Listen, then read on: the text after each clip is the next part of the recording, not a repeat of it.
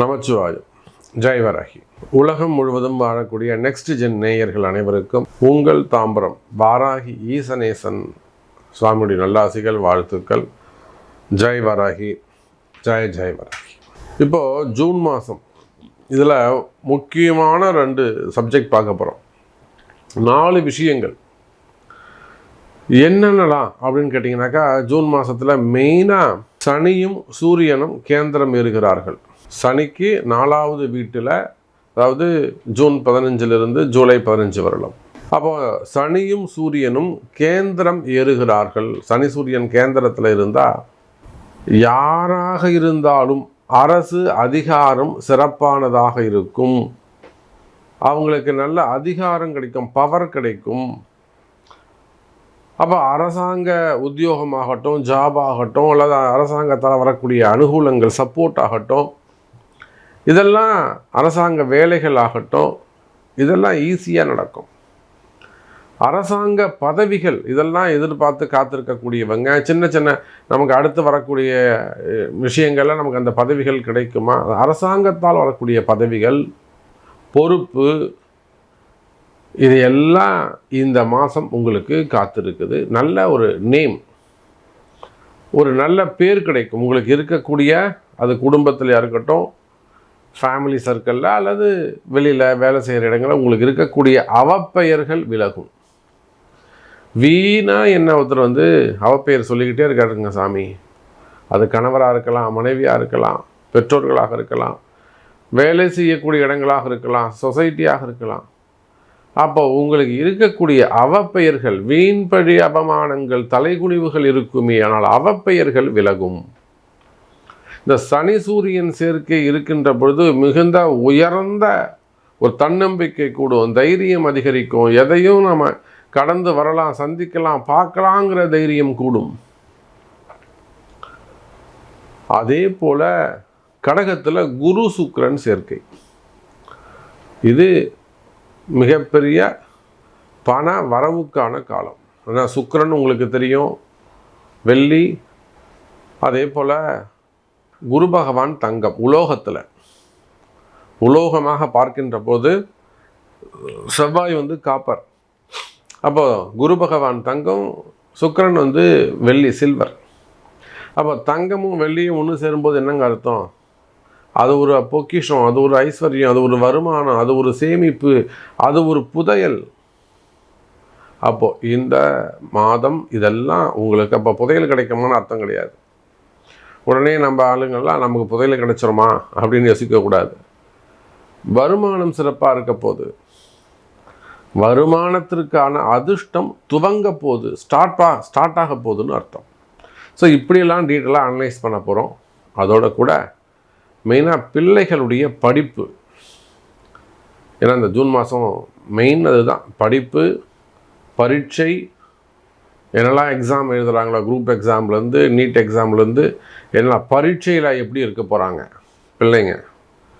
பிள்ளைகளுக்கான வேலை வாய்ப்பு, வருமானம் உயர்வு, அதாவது ப்ரமோஷனோ இன்க்ரிமெண்ட்டோ ஏதாவது எதிர்பார்க்குறீங்களா, ஜாப் சேஞ்சு, திருமணம். அப்போ எல்லாமே உங்கள் பிள்ளைகளை பற்றிய விஷயங்கள் இந்த ஜூன் மாதம் அப்படிங்கிறதால பிள்ளைகளுக்கு தேவையானது. அவங்க உடல்நிலை ஆரோக்கியமாக இருக்கலாம், அவங்களுடைய படிப்பு சம்மந்தப்பட்டதாக இருக்கலாம். 10th படிச்சிருக்கான் சாமி, என்ன குரூப் எடுக்கலாம்? +2 முடிச்சிட்டான் சாமி, என்ன குரூப் எடுக்கலாம்? ஸோ கல்வி, மாணவ செல்வங்களை, அதோட கூட மிடில் ஏஜ் ஆண் பெண் யாராக இருந்தாலும் இதை பற்றி தான் பார்க்க போகிறோம். பாருங்கள், மேஷராசி. இது 7.5 சனி ஒரு பக்கம் நடக்குது. அதனால் மேஷராசி என்பவர்களுக்கு நிறைய குடும்ப பெண்களாக இருக்கலாம், குடும்ப தலைவர்களாக இருக்கலாம், தடுமாற்றங்கள் இருக்கும். ஸ்மூத்தாக நடக்கிற ஒரு விஷயம், ஒரு சப்ஜெக்டு, அதில் நிறைய தடுமாற்றங்கள் ஏற்படும். அடுத்து என்ன செய்கிறது, எப்படி கொண்டு போகிறது, ஒரு ஃபியர்னஸ், ஒரு பயம் ஏற்படும். எதை தொட்டாலும் அது நடக்காமல் இருக்கும்போது மனசுக்கு சில வலிகள் ஏற்படும். அப்போ இப்படியெல்லாம் கஷ்டப்படக்கூடிய மேஷராசி அன்பர்களே, எடுக்கின்ற முயற்சிகள் அதில் ஏதேனும் காலதாமதமோ தோல்வியோ ஏற்பட்டாலும் அதுவும் மனசுக்கு வலியை கொடுக்கும். ஆனால் இந்த மாதம் இதெல்லாம் சரியாகிறதுக்கான வாய்ப்புகள் உண்டு. ஏன்னா குரு பெயர்ச்சி நடந்துடுச்சு. உங்களுக்கு இருக்கக்கூடிய அநேக கஷ்டங்கள், அது குடும்ப கஷ்டமாக இருக்கலாம், குடும்ப தகராறாக இருக்கலாம், பிள்ளைகளை பற்றிய கவலைகளாக இருக்கலாம், உடல்நிலை சம்பந்தப்பட்டதா, திடீர்னு உடம்பு சரியில்லாமல் போச்சு, அல்லது இந்த 7.5 சனியால் நடக்கக்கூடிய விபத்துக்கள், ஆக்சிடென்ட்ஸு, விபத்துக்கள், கீழே விழுறது, அடிபடுறது, அந்த மாதிரி அல்லது வேறு ஏதேனும் உடல்நிலை சம்பந்தப்பட்ட பிரச்சனைகளாக இருக்கலாம், வீண் விரயங்கள், கடன் சுமைகள். பாருங்கள், இப்போது இந்த குரு பெயர்ச்சி நடந்ததால் இந்த குரு பகவான் சனியை போய் டச் பண்ணுறார், 9வது பார்வையாக பார்த்து. மேஷ ராசிக்கு இன்னும் 7.5 சனியால் தொந்தரவு 1 வருஷத்துக்கு கிடையாது. மேஷராசி என்பர்களுக்கு 7.5 சனியுடைய தொந்தரவு இனி 1 வருஷத்துக்கு உங்களுக்கு இருக்காது, நல்லபடியாக இருப்பீங்க. உங்களுக்கு என்னெல்லாம் இதை தாண்டி ஒரு பிரச்சனை இருக்குது. இப்போ நம்ம நிறைய ராசிகள் சொல்கிறோம், சிறப்பாக இருக்குன்னு நிறைய ராசிகளுக்கு சொல்கிறோம். ஆனால் அதை தாண்டி நம்மகிட்ட நேரில் வரும்போது மக்கள், சாமி நீங்கள் நல்லா இருக்குன்றீங்க, ஆனால் நான் பாருங்கள் எப்படி இருக்கேன் பாருங்கள், அழாத குறையாக தான் இருக்கேன், எல்லாமே சரியா இல்லை சாமி அப்படின்னு சொல்கிறாங்க. அப்புறம் அவங்க ஜாதகத்தை வாங்கி பார்க்கும்போது தான் தெரியுது, அப்புறம் அது என்ன குறைகள் தெரிஞ்சு அப்புறம் அதுக்கு பரிகாரங்கள் எழுதி கொடுக்குறோம், அப்புறம் அது நிவர்த்தியாது. அப்போ மேஷ ராசி என்பர்களே, உங்களுக்கு நல்ல நேரம் பிறந்துடுச்சு, நல்ல நேரம் நடக்குது, இப்போ கரண்ட்டில் போய்கிட்டு இருக்கு.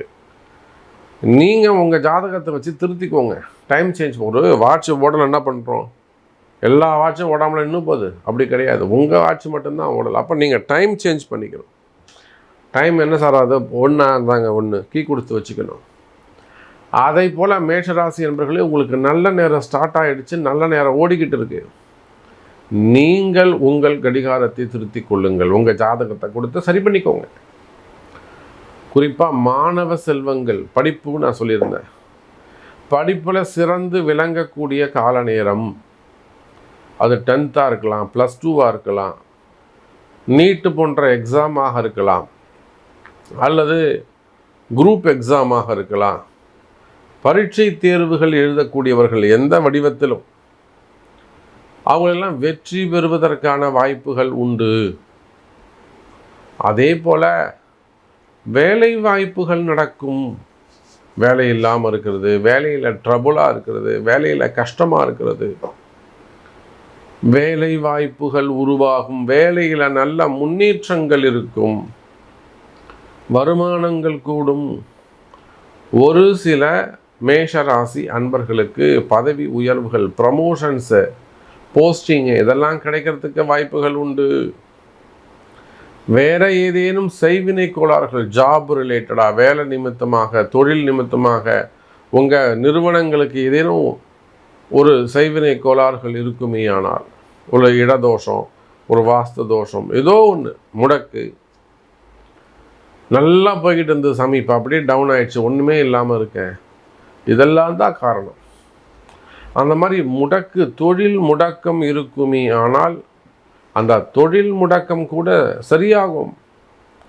அதுக்கு நீங்கள் என்ன முயற்சி எடுத்தீங்க, நீங்கள் என்ன செஞ்சீங்க, அந்த தொழிலை நிவர்த்தி பண்ணுறதுக்கு, அந்த முடக்கு நிவர்த்தி பண்ணுறதுக்கு நீங்கள் என்ன முயற்சி செஞ்சீங்க, அதை பாருங்கள். அப்போது மேஷ ராசி என்பர்களே, நல்ல நேரம் துவங்கி விட்டது. சும்மா நான் கஷ்டப்படுறேன்னு சொல்லிட்டு இருக்கல, பிரயோஜனம் இல்லை. நல்ல நேரம் ஸ்டார்ட் ஆகிடுச்சு. உங்கள் ஜாதகத்தை எடுத்துகிட்டு போங்க, உங்களுக்கு பிடிச்ச இடத்துல போய் பாருங்கள். அவன் ஒழுங்காக சொல்லணும், அதுதான் முக்கியம். கரெக்டாக சொல்லணும். உனக்கு இப்படித்தாம்மா, இந்த வருஷம் 3ஆம் தேதி உனக்கு நல்லது நடக்கும், அடித்து சொல்லணும், குறிப்பிட்டு சொல்லணும். அந்த மாதிரி இடத்துல போய்ட்டு பார்த்து பலன் பெற்றுக்கொள்ளுங்கள். மேஷ ராசிக்கு நல்ல நேரம் துவங்கி விட்டது, இனி எல்லாம் சுகமே.